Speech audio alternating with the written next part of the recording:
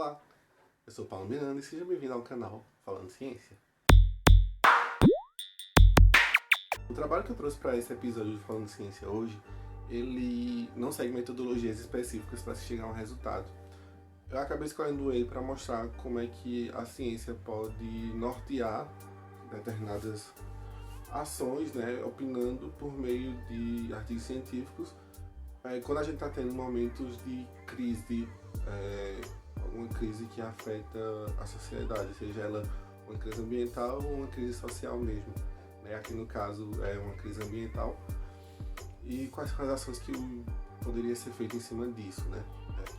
Em 2019 nós tivemos um caso muito grave de derramamento de petróleo aqui no Brasil, que afetou severamente o litoral brasileiro. Esse caso ele chamou bastante atenção da mídia, bastante atenção, acho que de boa parte da população mundial também, por suas características, né? Foi um acidente muito único e ele foi taxado no maior acidente de derramamento, o maior desastre ambiental que já ocorreu aqui no Brasil. E aí teve pesquisadores de diversas universidades que se uniram para escrever um artigo intitulado Derramamento de óleo no Atlântico Sul, Desastre Ambiental e Governamental, que foi publicado em 2020 no periódico Marine Policy. Se quiser ter acesso a esse artigo para ler ele por inteiro, você encontra o link de acesso aqui na descrição. Esse artigo ele foi dividido em 3 partes, introdução e 2 tópicos principais de discussão. Então aqui, enquanto eu vou conversar com vocês, eu vou tratar ele por tópicos, tá bom? Começando na introdução, contextualiza qual é a situação desse desastre ambiental. No começo de setembro de 2019, começou a aparecer óleo em praias brasileiras e 4 meses após o primeiro avistamento de óleo, lá em setembro, ou seja, setembro, outubro, novembro e dezembro, esse óleo passou a ser avistado em mais de 3 mil quilômetros da extensão da costa brasileira, afetando cerca de 980 praias. A origem desse óleo ele passou a ser investigado por órgãos vinculados ao governo, como a Marinha e outras autoridades também, além da mobilização de diversos cientistas que passaram também a investigar esse óleo. Como vocês podem ver na imagem que está aparecendo aí para vocês, no final de setembro, cerca de 122 praias já haviam sido afetadas pelo óleo. Em outubro, esse número subiu para 292 praias. Em novembro, 824 e em dezembro para 985 áreas afetadas por esse óleo. E na época se discutia 3 principais hipóteses para a origem desse óleo. Seria que um navio que transportava esse óleo de forma ilegal acabou derramando esse óleo de forma ou acidental ou proposital para se livrar, para se isentar da culpa. Esse óleo também podia ser proveniente de algum naufrágio, mas não necessariamente do navio ilegal. Só que a gente não tem registros recentes, se eu não me engano, de navios que sumiram. Então começou a se discutir que esses navios podem ter naufragado há muito tempo, mas só houve vazamento desse óleo agora. E a terceira hipótese que se discutia na época é que esse óleo ele seria proveniente de alguma plataforma de extração de petróleo. Algumas análises da composição química do óleo indicavam que poderia ser um óleo venezuelano, e o que até corroboraria com a primeira hipótese também, porém até a data da publicação desse artigo ainda não se tinha certeza quanto à origem do óleo, já que diversas análises com o perfil químico do óleo, umas falavam que era o venezuelano, outra falava que não era, e aí até então não se tem certeza de qual era a origem do óleo. Da forma que o óleo foi afetando a costa brasileira, os autores teorizaram que ele foi derramado ou numa região próxima à corrente sul-equatoriana ou em uma região mais próxima onde essa corrente ela se bifurca em 2 outras correntes. A corrente norte do Brasil, que vai em direção ao noroeste brasileiro, e a corrente Brasil, que vai em direção ao sudeste. O destaque dos autores é que, devido à densidade desse óleo, ele não era facilmente observado na superfície oceânica. Só quando ele surgia nas águas mais próximas do continente é que era possível ver as grandes manchas de óleo. Então foi muito difícil para conseguir detectar com muita antecedência, por meio de voos, quando é que esse óleo ia chegar em alguma região. Então agora no segundo ponto, que são os impactos ambientais, sociais e econômicos. O desastre acabou afetando 11 estados no total, sendo que 9 são da região nordeste e 2 da região sudeste. Muitas das regiões afetadas, elas possuem uma alta densidade populacional, ainda mais porque dentro desses 11 estados, 10 de suas capitais se encontram na região da zona costeira, ou seja, próximo da água, Então É de se esperar que tenha uma população mais densa lá em relação a cada estado, além de que essas regiões costeiras possuem alta diversidade de ecossistemas tropicais, além também de ter uma certa matriz econômica girando em torno dessas áreas devido ao turismo, devido à pesca artesanal, devido a esportes náuticos, também à aquicultura. Esse derramamento de óleo até dezembro de 2019 tinha afetado cerca de 55 áreas de proteção ambiental, tanto de proteção integral quanto de uso sustentável. Dentre elas, a gente tem a Costa dos Corais e o Parque de Abrolhos, né? Esse derramamento de óleo ele muda toda a dinâmica desse ecossistema, além de ser um agente tóxico que prejudica severamente a cadeia alimentar. Assim como o plástico, esse óleo ele possui a capacidade de se fragmentar em pequenos pedaços e ser ingerido por diversas espécies que estão na base da cadeia alimentar. E com isso, esse óleo ele pode biomagnificar. Eu já falei sobre biomagnificação aqui no canal, eu vou deixar linkado aqui para vocês o izinho, caso você queira entender mais sobre esse processo. Por exemplo, essa imagem que está aparecendo aí para vocês, ela está no artigo e ela diz respeito justamente a esses pequenos organismos que estão na base da cadeia alimentar, que é o zooplâncton, né? São organismos que ocupam a base da cadeia alimentar e uns autores já identificou manchas de óleos que estão destacadas pelas setas nesse zooplâncton, indicando que esse já está sendo incorporado a essa cadeia alimentar. Então isso a longo prazo vai gerar tanto problemas ali na vida daquele ecossistema, quanto também a nós consumidores finais desses produtos que são retirados do mar, se tornando então uma questão de saúde pública. Esse impacto ambiental ele acaba prejudicando as espécies do ambiente, levando à perda de produtividade do ambiente. Isso afeta diretamente a economia. Para vocês terem noção, os autores estimam que cerca de 60 mil pescadores tiveram sua renda prejudicada devido a esse desastre. Então, os impactos ambientais acabam gerando também impactos econômicos e sociais também. E aí a gente entra agora para o terceiro tópico de discussão do artigo, que é inação do governo e as implicações dessa inação. Nesse ponto, os autores criticam a falta de ação do governo e como isso piora em muito o impacto que esse óleo desencadeia ali nesses ecossistemas afetados.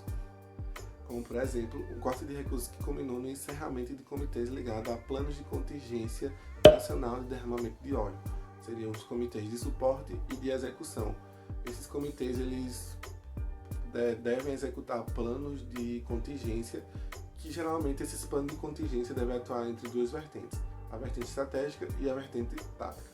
A vertente estratégica ela visa colocar recursos para monitorar potenciais pontos de derramamento de petróleo, potenciais acidentes desse tipo, e aí ele está sempre monitorando diversas áreas para detectar assim que um derramamento de óleo ou de petróleo pode acontecer, na intenção de tentar impedi-lo ou na intenção de, assim que começou, já botar em prática a abordagem tática.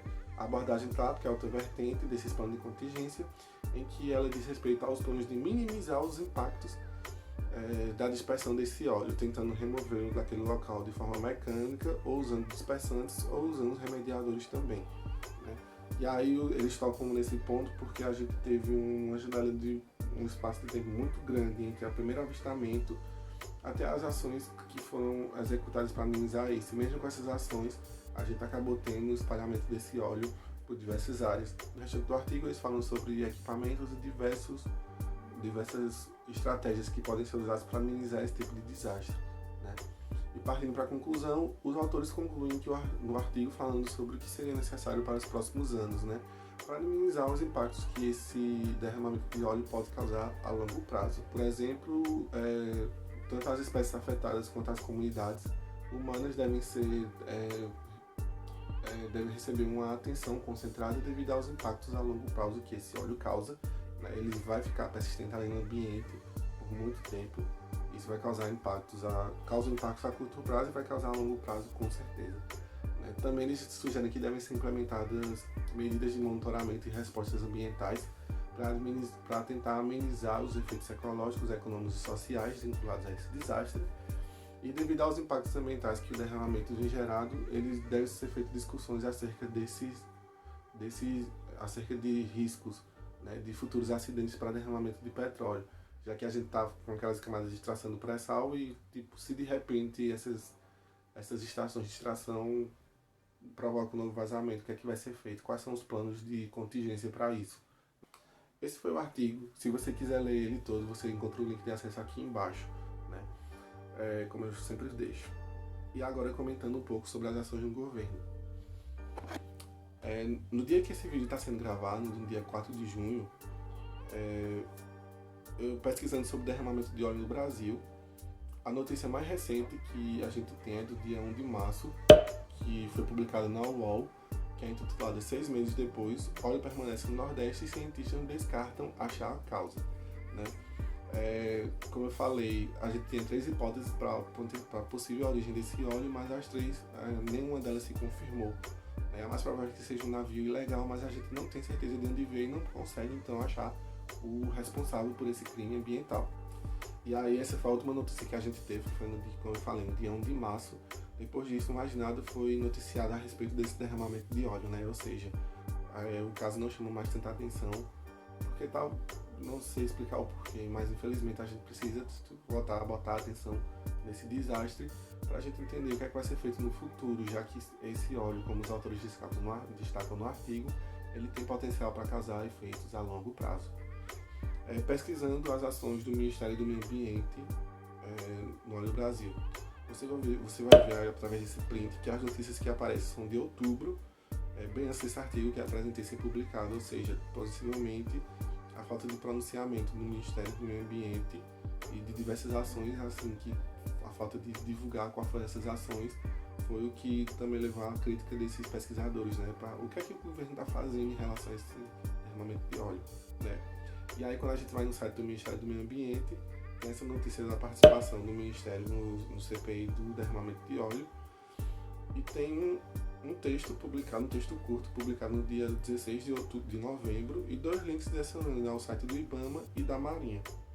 No site da Marinha, falando sobre óleo, você pode baixar um documento destinado à imprensa sobre a operação Aspirante X 2020, né, que foi realizada no período de janeiro a 19 de fevereiro de 2020, e falando sobre o que a Marinha fez para naquele plano de contingência, né, plano tático, para retirar aquele óleo do local. E também tem outras notas da imprensa também sobre declarações acerca desse óleo, né. No que diz respeito a outras ações do governo frente a essa problemática, foi instituído então, teve início então a CPI do derramamento do óleo no Nordeste, que possui como relator o deputado João Campos, né? E a última reunião feita pelo pessoal dessa CPI foi no dia 10 de março de 2020. Como vocês podem ver nessa imagem, até a presente data não havia uma nova reunião marcada, né? Nessas reuniões, diversas pessoas foram ouvidas, tanto cientistas quanto agentes, líderes de comunidade, para falar sobre o que foi feito para minimizar esse óleo, o que é que poderia ser feito também, né? Como a gente surgiu muito aí na mídia, a ação de voluntários, tanto que moravam nas comunidades afetadas, quanto de outras pessoas que se deslocavam ao local, eles se dirigiram ao local para poder tirar esse óleo que chegavam nas praias de forma mecânica, porque aquilo ali estava afetando a vida de quem, porque aquilo ali afeta a vida de quem mora ali perto, né? Ele tira o ganha-pão das pessoas e prejudica de forma muito severa. E aí, essa problemática do óleo no Nordeste não está sendo mais comentada. Como a gente sabe, ele vai causar danos a longo prazo, mas a gente não tem a gente não consegue achar assim a descrição de nenhum plano de ação que esteja em execução no momento. O que é que está sendo feito nessas regiões? O que é que está sendo feito nas áreas de proteção ambiental que foram afetadas? Afinal de contas, foram 55 áreas de proteção ambiental afetadas, né? Quais são as ações que os governos estaduais e federais estão tomando? Eu espero que vocês tenham gostado. Semana que vem vai ser um vídeo na área da saúde sobre Parkinson e acetilcolinesterase, né, qual o envolvimento dessa enzima com Parkinson. E deixa like, compartilha, ativa o sininho de notificações para você não perder o próximo vídeo. E é nessa que eu vou.